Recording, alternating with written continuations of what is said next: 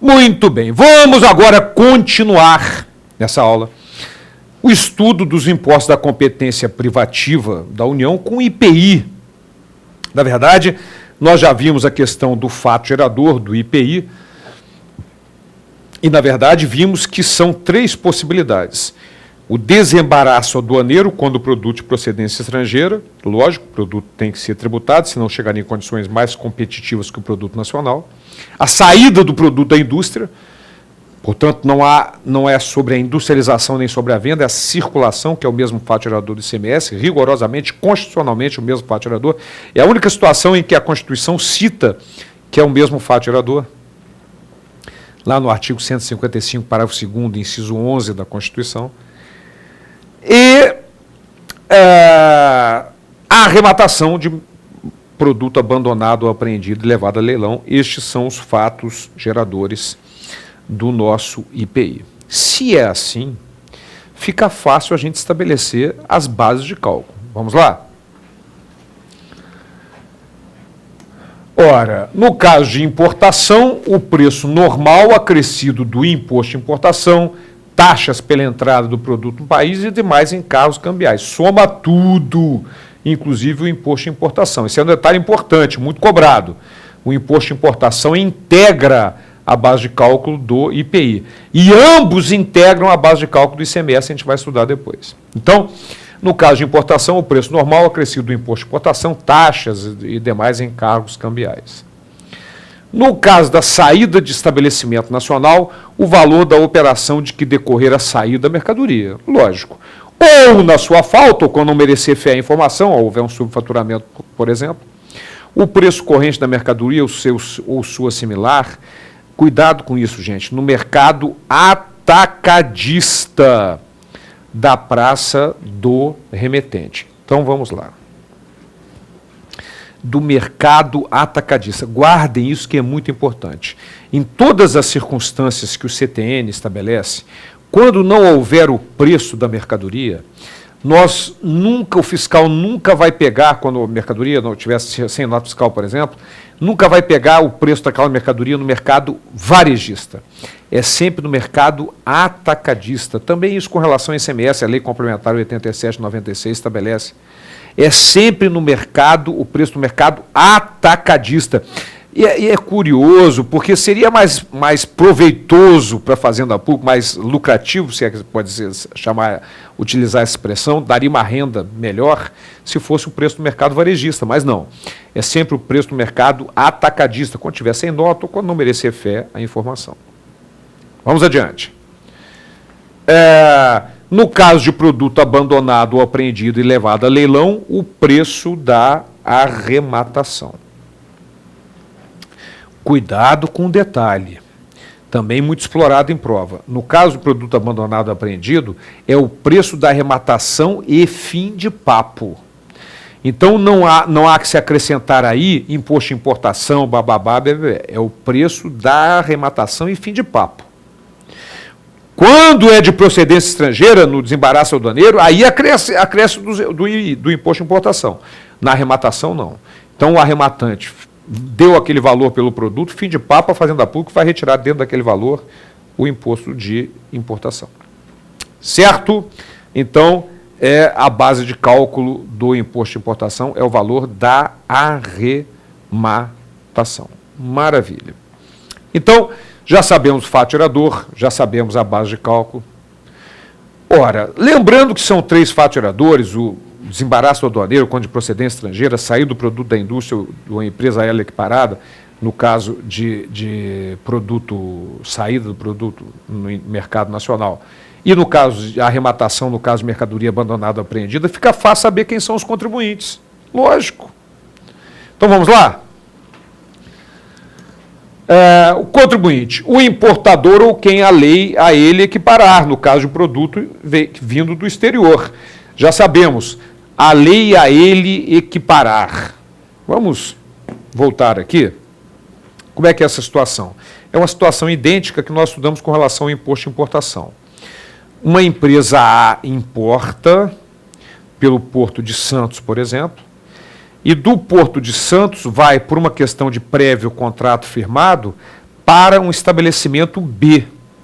Então, o estabelecimento onde ocorre a entrada física no país não é o importador. É um estabelecimento B porque havia uma prévia destinação por um contrato.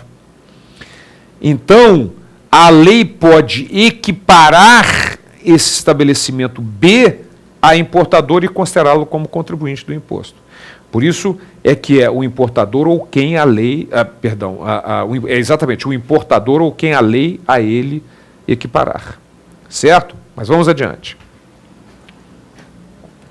O industrial ou quem a lei a ele equiparar, a mesma situação.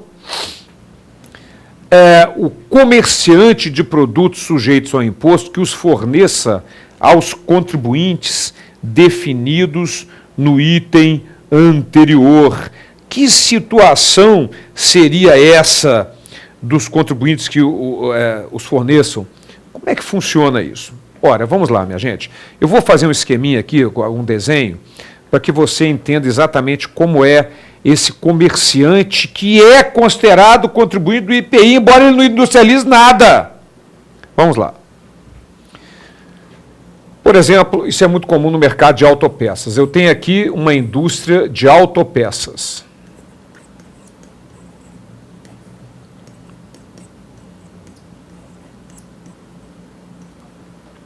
Legal. Essa indústria de autopeças vende para um atacadista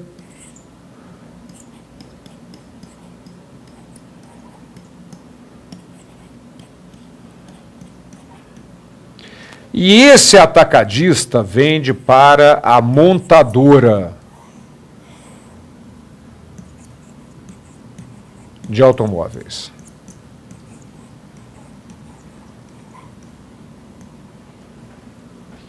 Ora, este estabelecimento aqui, comerciante, ele não industrializa nada, mas pelo fato dele só comprar de indústria e só vender para a indústria, ele é equiparado a industrial e é considerado contribuinte do IPI.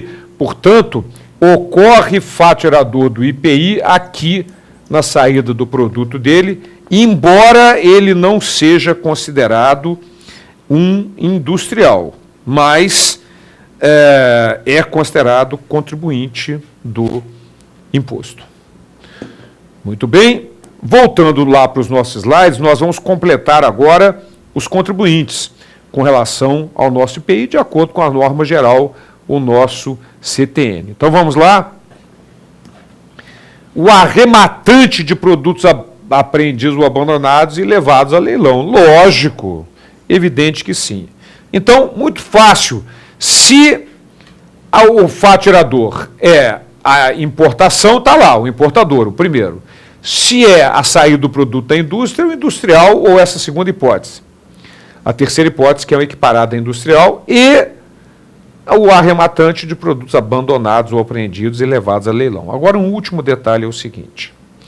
Para os efeitos desse imposto, considera-se contribuinte autônomo qualquer estabelecimento de importador, industrial, comerciante ou arrematante. Olha, minha gente, o que o legislador quis estabelecer com isso? Não interessa se é matriz, filial, não interessa. Cada um é um estabelecimento autônomo. Isso é o que determina o legislador. Para efeito de tributação, são estabelecimentos absolutamente independentes, com escrituração própria, livros próprios, documentos fiscais próprios, tudo próprio, contabilidade própria, embora sejam do mesmo titular. Mas são considerados estabelecimentos autônomos para efeito de fiscalização do nosso IPI. Muito bem. Então, esta é a base de cálculo do nosso IPI, os contribuintes, os faturadores, de acordo com o nosso Código Tributário Nacional. No entanto, tem alguns detalhes ainda importantes a respeito do IPI, que nós, na verdade, já conversamos sobre eles, ao estudarmos limitações constitucionais à competência tributária, mas vamos recordá-los agora pela importância que tem. Vamos lá. Dispositivos constitucionais importantes com relação ao IPI. Em primeiro lugar, ele não obedece à anterioridade, artigo 150, parágrafo 1º da Constituição Federal, embora tenha que esperar 90 dias, não obedece à anterioridade. Ele pode ter suas alíquotas alteradas por ato do Poder Executivo, de acordo com o artigo 153, parágrafo 1º da Constituição. Mas existe um parágrafo do artigo 153, que é o parágrafo 3º, que traz vários detalhes importantíssimos com relação ao nosso IPI. Em primeiro lugar, o artigo 153, parágrafo 3º, inciso 1º, determina que o IPI será seletivo. Será seletivo. Será seletivo. Quando nós estudamos limitações à competência tributária, chamei atenção para isso. O ICMS, nós vamos ver, poderá ser seletivo. O IPI será obrigatoriamente seletivo. Detalhe muito importante, ok? O IPI será seletivo, o ICMS poderá ser seletivo. Legal. Depois vem o artigo 153, parágrafo 3º mesmo, inciso 2º, que determina que o IPI será não cumulativo. Já vimos isso. Cada contribuinte pode abater do valor do imposto devido o valor pago nas etapas anteriores. Ou seja, ele só vai pagar sobre o valor que ele adicionou, acrescentou para vender. É a teoria do princípio chamado princípio do valor adicionado ou princípio do valor agregado. É a não cumulatividade. Nós já sabemos que estão sujeitos à não cumulatividade por força de dispositivos constitucionais o IPI, o ICMS, os novos impostos da competência residual e as novas contribuições para a Seguridade Social, contribuições sociais residuais.